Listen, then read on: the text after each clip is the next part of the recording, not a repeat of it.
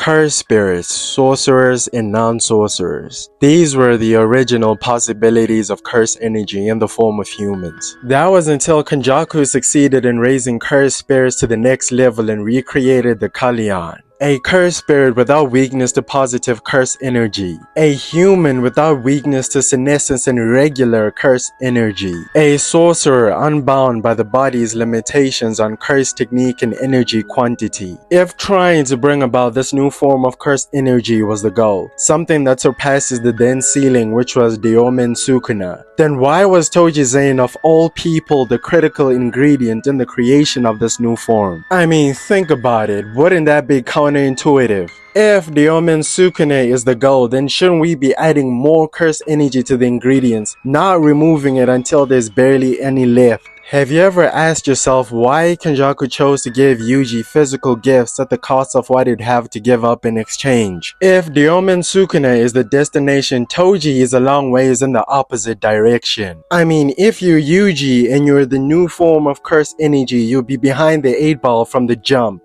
Right? Unless it wasn't about Toji's physical strength and that was just a happy side effect of what truly made him a great canvas for Kenjaku's paintbrush, on which Kenjaku would go on to paint his Magnum Opus. Does this particular scene remind you of anything? This scene mirrors what happened to Sukuna in chapter 2 when he was suppressed moments after Sukuna's soul possessed Yuji Itadori. Sukuna's soul lost to Yuji's body just like grandson Ogami's soul lost to Toji's body. Sukuna made the misguided assumption that Yuji being born with a finger implanted in him is what ensured Yuji's strength as a vessel. I'm here to tell you that it wasn't the finger, but Yuji's heavenly restriction. The hidden value of the Zenin family curse is observed in a body that can override a foreign soul. This is because there is no natural process for a foreign soul taking root in a body. This can only be achieved through a curse, whether it's a technique or a cursed object. Toji broke away from cursed energy, so curses cannot take root in Toji's body the same way a cursed object takes root in a vessel.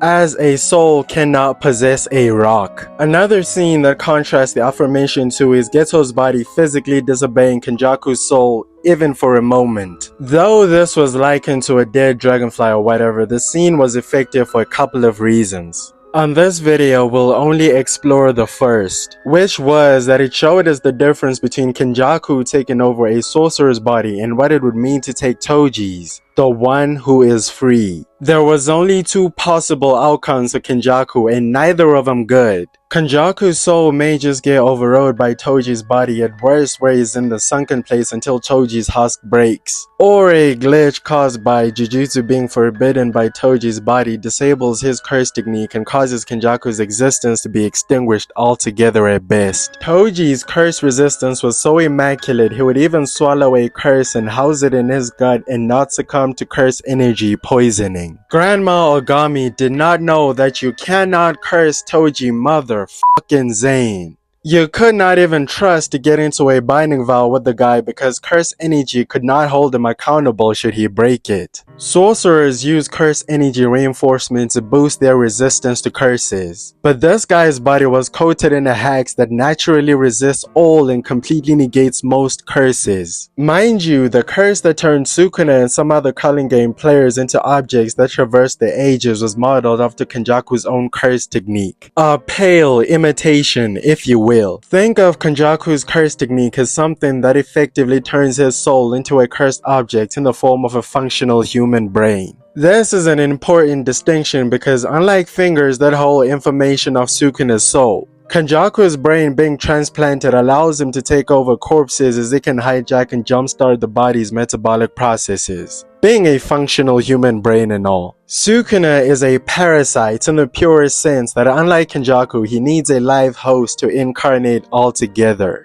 A living soul and living body constitute a live host. Kenjaku doesn't have to be roommates or fight over control with another soul. Of the two methods of execution, as a cursed object, Kenjaku is undoubtedly superior. But even for Kenjaku as a superior cursed object, Toji Zenin was the forbidden vessel. We have more than enough to put together that Kenjaku gave this much thought. And I would bet my last dollar that is when the light bulb lit up in Kenjaku's head the idea of Yuji Itadori. Sukuna's vessel had to be a body above the laws of Jujutsu. Not entirely free, but it had to be heavily restricted. Yuji's ability to suppress Sukuna came from his resistance to curses and the soul he owed to his heavenly restriction. Yuji had 3 parents, all 3 carrying sorcerer blood. 2 of them with extreme special grade Jujutsu in their DNA just between them 2. Yuji was born predestined for special grade Jujutsu, a curse technique at the very least accompanied with an absurd amount of curse energy from one of his absurd parents. But through heavenly restriction, Kenjaku gave up Yuji's hereditary potential with cursed energy. That much was necessary to ensure Yuji's strength as a vessel. Keep in mind that Toji Zenin is the awakened type.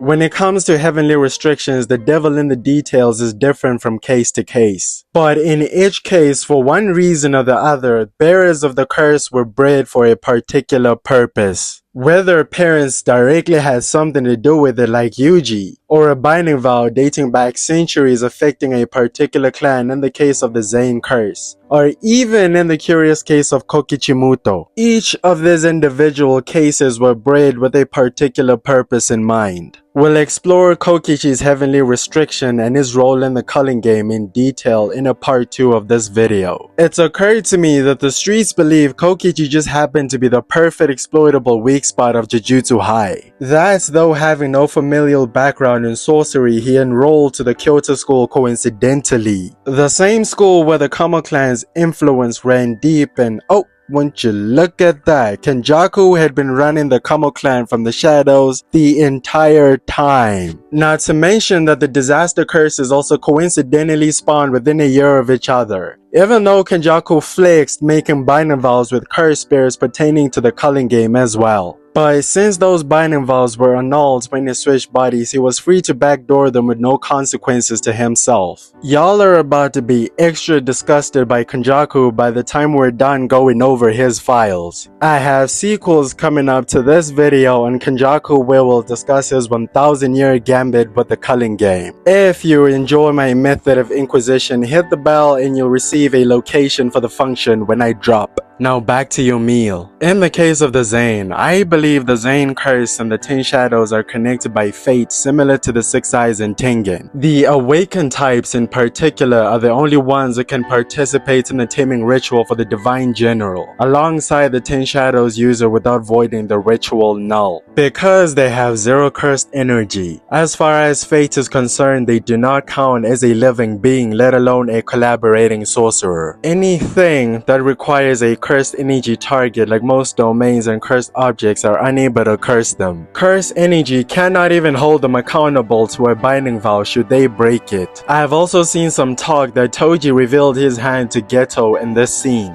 That cannot hold true because cursed energy and fate are the ones that bind. Toji and Maki are the only ones who ever break away from all that jazz. Alright, let me ask you something. Would you put your money on it? If Toji asked to borrow some money and proposed a binding vow to ensure he'll pay you back exactly when he promised, would you lend him $800? Now, given how they were Fujiwaras at one point and the infighting thinned out the clan to just the Zenin, and their whole "if you're not a sorcerer, you ain't shit" mantra, it is no surprise the Zenin Curse has lost its original meaning with the ages. No, actually it should come as a surprise because the 10 Shadows ritual conditions are way too unreasonable. At some point somebody should have figured out like, man, what's Nue supposed to do to the Divine General guy? I know Piercing Ox and Agito are not doing shit. I mean, someone must have taken the thoughts of Toji's existence to its logical conclusion. Fate even made the 10 Shadows his son to move things along because goddammit, these guys cannot take a hint. The dummies drove him out, so even if they had the 10 Shadows, it'll always be half-assed without his intervention. Now, this part could be completely coincidental and I would be powerless to argue against you. But what makes me believe fate is involved is the birth of Maki Zenin. I believe Maki was born because Toji broke away from cursed energy before the Ten Shadows was born. Since having no cursed energy may as well count as being dead, the originators of the binding vow understood fates would have no way of telling if they have successfully awakened or died. Thus, a failsafe triggering multiple curses in the clan simultaneously should one of them awaken makes sense, as the Ten Shadows must have his other half concurrently. The curse seems to revolve around the Ten Shadows and the cursed spawn as needed.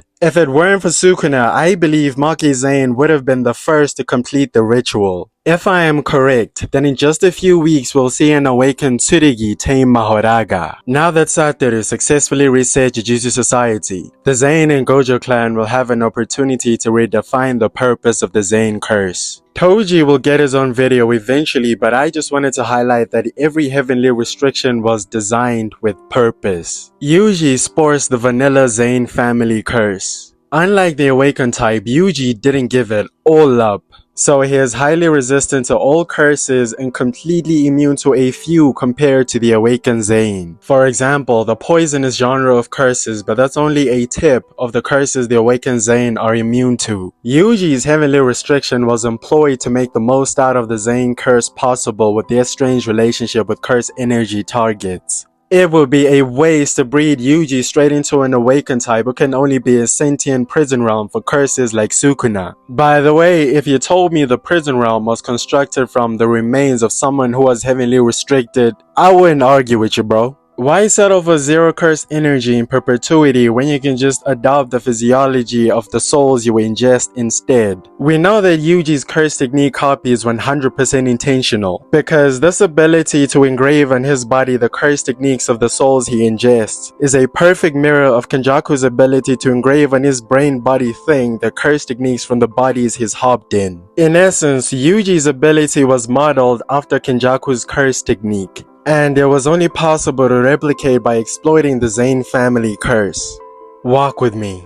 When a regular, non-heavenly restricted human consumes a cursed object, the body changes its information to match the dominant soul's information. That's pretty much the process of incarnation, and Kashimo is a perfect example of this. The same thing was supposed to happen the moment Sukuna possessed Megami's body. But Sukuna halted this process intentionally to save his one-time used Senzu bean for Satoru Gojo. Sukuna exploited the subsequent instability of Megami's body to morph into strange shapes and comical proportions, as the body's mass existed in an unstable state between Megami and Hen era Sukuna. When Sukuna and Yuji shared a body, Yuji was the dominant soul. The process of imprinting still happened anyway, just not in Sukuna's favor. Since Yuji was the dominant soul, he subconsciously halted the process of Sukuna's incarnation indefinitely. To compensate for the subsequent instability of Yuji's body, it started to rewrite its information to match Sukuna's, almost as if the glove stretched to fit the hand. It's also important to know Yuji and Sukuna never achieved a state of balance like Hana and the Angel. One soul was constantly trying to suppress the other, so they never had the connection like the other two. Hana had full access to the Angel's cursed energy and technique due to coexisting as one being. There's a common misconception that Megami gained Sukuna's curse technique from his time as the King's vessel. If you're smelling what I'm cooking so far, then I don't gotta tell why that is not true. Yuji Itadori is just built different. In a hypothetical scenario where Yuji separates her soul from the angels, Hana would lose access to the angel's curse technique. The only ones capable of replicating Yuji if placed in his shoes are Tsurugi, Okkotsu, and pre-awakened Toji. Maki is a bit complicated since her heavenly restriction was especially weak due to Mai. So not only was she physically weaker than Tsurugi and Yuji, she also lacked the curse resistance that was a bare minimum for their bag. I only have like 3 subscribers, so I've got no business asking strangers to sit through 50 minutes of my yap. I already made a Biffy video analyzing Yuji's physiology, and if you're interested you can check it out right there. Otherwise, for the sake of runtime, I'll assume we're on the same page here. The Deathpaintings were bred to perfect Noritoshi Kamo's blood manipulation. Thanks to the physiology of curse bears, they can convert curse energy into blood. In their hands, blood manipulation as a technique is on a whole other level. But just like the death paintings were built to specifications that complete Noritoshi Kamo's technique, Yuji was designed to complete Kenjaku's curse technique copy ability. Yuji gave up his genetic potential with curse energy in exchange for physiology similar to pre-awakened Toji and Tsurugi Okkotsu. Toji still had a bit of curse energy back then, making him a possible curse energy target for Kenjaku's cursed objects. Unlike after he awakened. The body is the soul and the soul is the body. But Mahito also showed us that the shape of the body depends on the shape of the soul in a one-sided relationship of cause and effect. This also holds true for the changes made to the soul. Mahito could change the shape and functionality of human bodies by transfiguring their souls. This was also exemplified in the Battle of the Strongest. Sukuna, like most everybody else in the verse, was under the false impression that the body and the soul are separate. So he based his plan for Mahoraga's adaptation to Unlimited Void on that premise. And this was a grave error that nearly cost him his life. Sukuna placed the burden of Mahoraga's adaptation to Unlimited Void on Megumi's soul, not anticipating that the damage on Megumi's soul would rebound of Megumi's body, which Sukuna was presently in control of. I bring this to you to say that the freakiness of Toji and Yuji's physiology is a result and testament of their freaky souls. A soul's strength can be observed under the lens of its resilience. Because of Kenjaku's personal interest, he was able to recognize the potential of Toji's physiology. Toji's resistance meant that a curse like Sukuna's fingers is forbidden from taking root in Toji's body. Toji's soul cannot be suppressed by an invasive curse, nor his vacant body defiled by a foreign soul. If you imagine a hierarchy of souls in a tug-of-war league,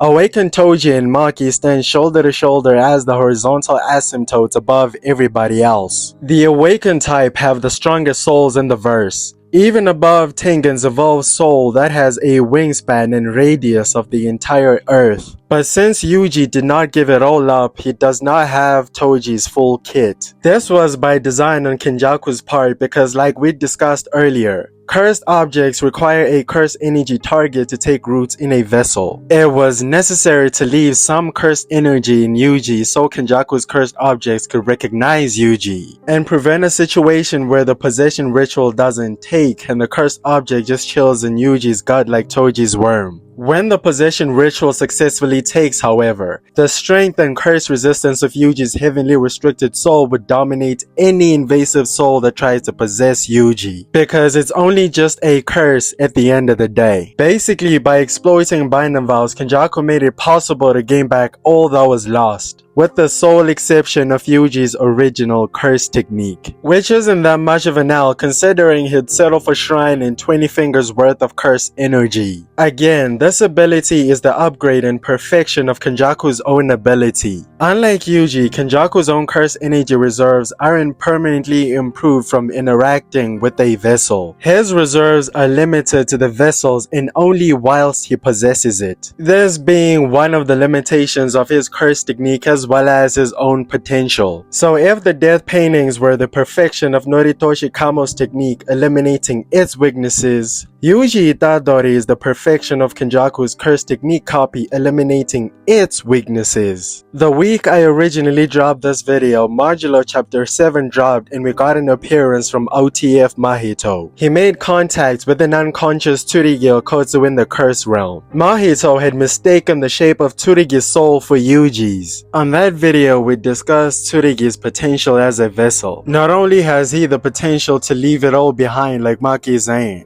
but he has potential as a vessel that equals Yuji Itadori. We wondered if fate would present this alternate path to Tsurugi by meeting Yuji, learning the true essence of his soul and what's truly possible for him. 10 chapters and 3 months later, this happens. These Tsurugi videos are aging like fine wine if I do say so myself.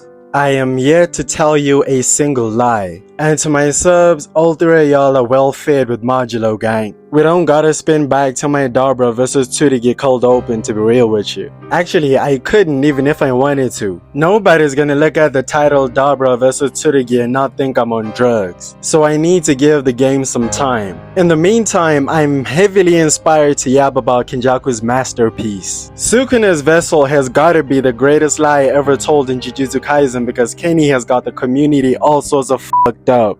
Ironically, because of all his pervasive lying, streets for the most part do not appreciate that Kenjaku actually won. 1,000 years ago, Kenny promised Sukuna some playtime with the new Tengen. Only Sukuna had no idea this referred to the project of Yuji Itadori. Our boy is the improvement and complement to Kenjaku's curse technique copy, but Yuji is also the perfection of Tengen. The method of Yuji's immortality makes him ageless. A perk Tengen had to do despicable things just to mimic. It's almost as if Kenjaku looked at his two friends and thought to himself, you know what, if the three of us fornicated together right now, we'd make the craziest baby ever. Bro, who even thinks like that when with the homies? Oh, we're about to open the file in Kenjaku. Catch me on the next one, gang.